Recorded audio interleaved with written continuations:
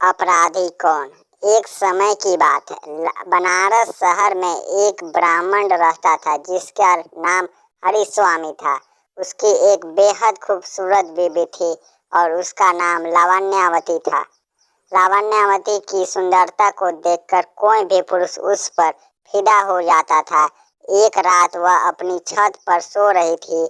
आधी रात में एक गंधर्व कुमार आसमान के रास्ते उड़ते हुए वहां से जा रहा था। उसकी नजर लावण्यावती पर पड़ गई। देखते ही वह मोहित हो गया। उसने लावण्यावती को वहां से उठाया और अपने साथ ले गया। हरिस्वामी की जब सुबह नींद खुली तो उसे देखा उसकी बीवी गायब है। हरिस्वामी यह जानकर बेहद दुखी था कि उसकी बीवी को किसी ने अपहरण कर लिया है। अपनी बीवी के जाने की वजह से वह इतना उदास था कि उसने आत्महत्या करने की सोची। जब आसपास के लोगों को यह पता चला तो उन्होंने उसे तीर्थ यात्रा करने की सलाह दी कि तीर्थ यात्रा करने के बाद सभी पाप धुल जाते हैं और उसकी बीवी वापस लौट आएगी।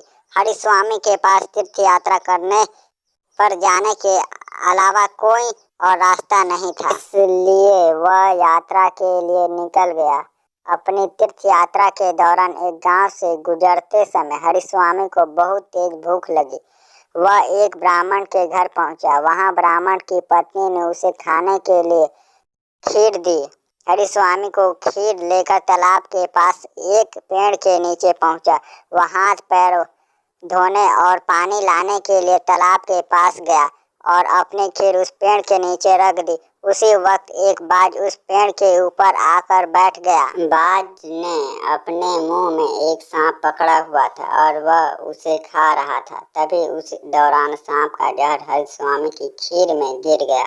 हरिस्वामी को बहुत तेज भूख लगी थी तो उसने खीर जल्दी जल्दी खा ली और उसे पता भी नहीं चला कि उसमें जहर है।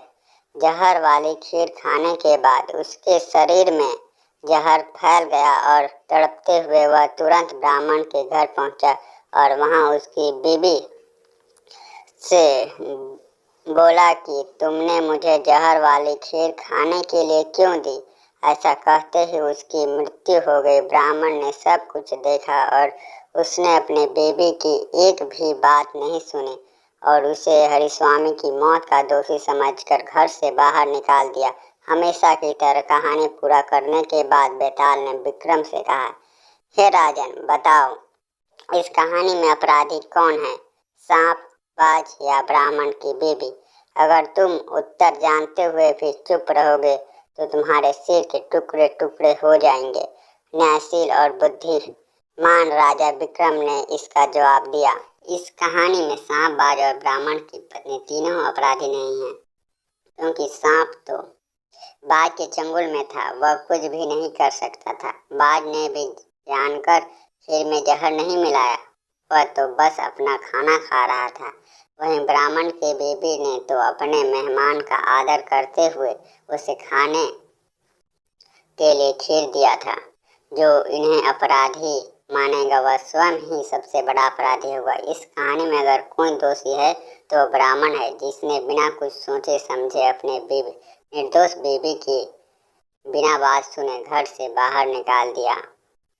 बेताल ने कहा, राजन, तुमने इस बार भी सही जवाब दिया।